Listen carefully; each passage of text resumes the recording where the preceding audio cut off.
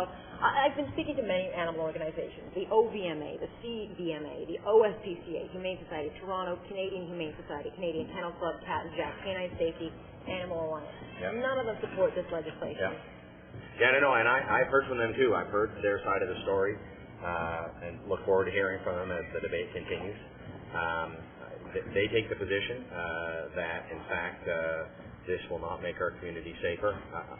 My view is this is going to make our community safer.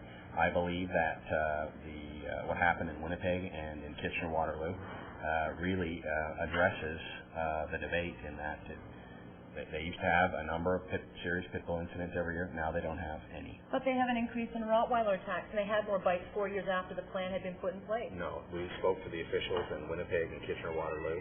Firstly, dog bites overall went down in Winnipeg, and in Kitchener-Waterloo, the officials we spoke with told us that, in fact, the other dogs didn't fill in that gap.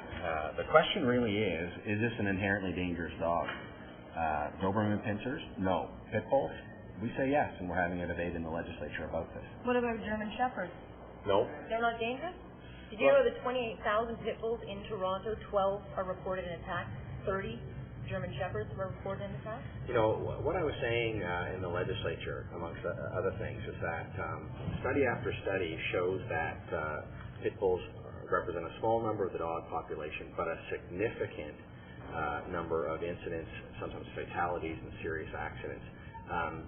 This points to the general observation that thousands of Ontarians have shared with me by email or otherwise, which is that these dogs are a breed apart. They aren't like other dogs. They are inherently dangerous.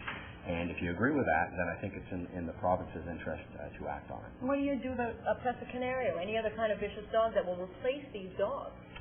Again, our observation is that in other jurisdictions that just has not happened, that you've in fact dealt with the pit bull problem, and in the case of Winnipeg, dog bites overall went down.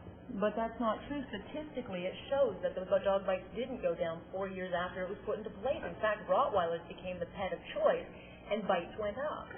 Again, I'm just relying upon the animal control officer who made this observation after 14 years overall in Winnipeg.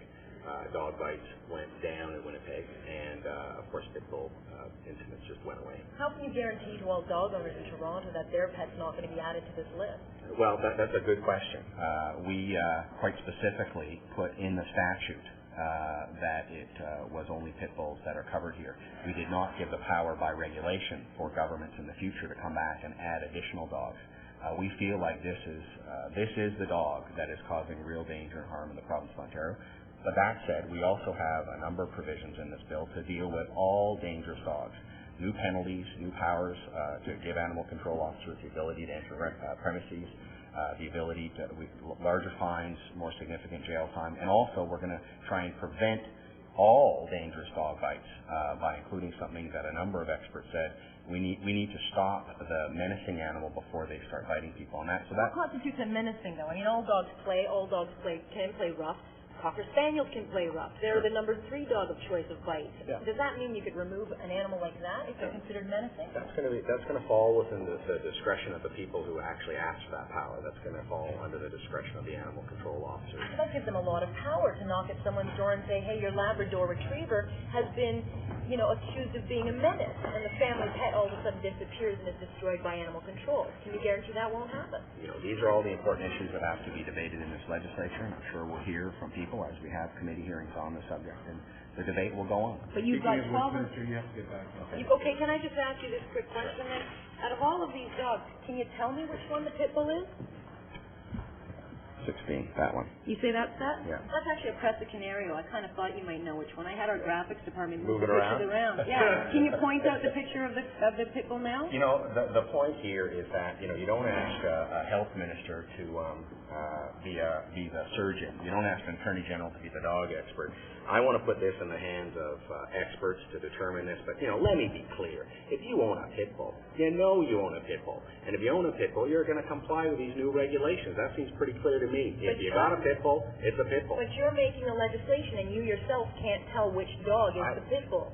I'm not going to be the one to determine. I'm not the judge as to what is a pit bull and what isn't a pit bull. My job is to put together legislation to give powers to people to determine what the pit bull is. That's a really neat trick, but the bottom line is it's going to be up to the experts there are to going to come be up a lot with of people out here who fall into the same trap and say that these dogs are all confused with pit bulls. That's not what happened in Winnipeg and Kitchener-Waterloo. That's just not what happened. And, that's part of the debate. This is before the legislature, and we'll hear from the people on this. But you're in such a rush to get this put through.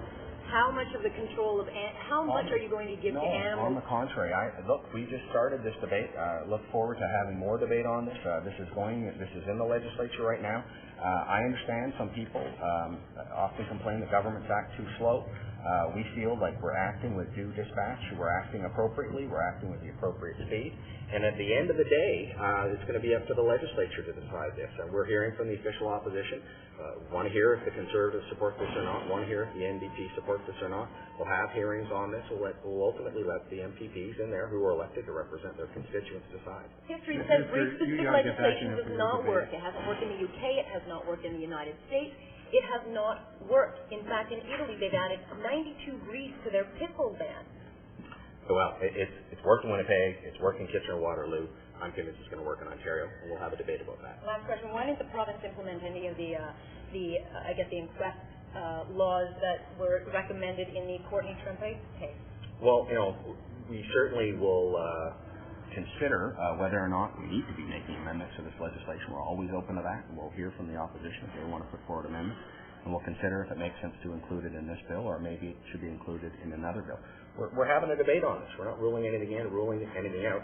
But that said, there's no doubt in my mind that we need a ban on pit bulls in the province of Ontario. You can't guarantee to pet owners who own large breed dogs that their dog won't be taken away if it's considered menacing. I think I answered that one. Yeah. Okay.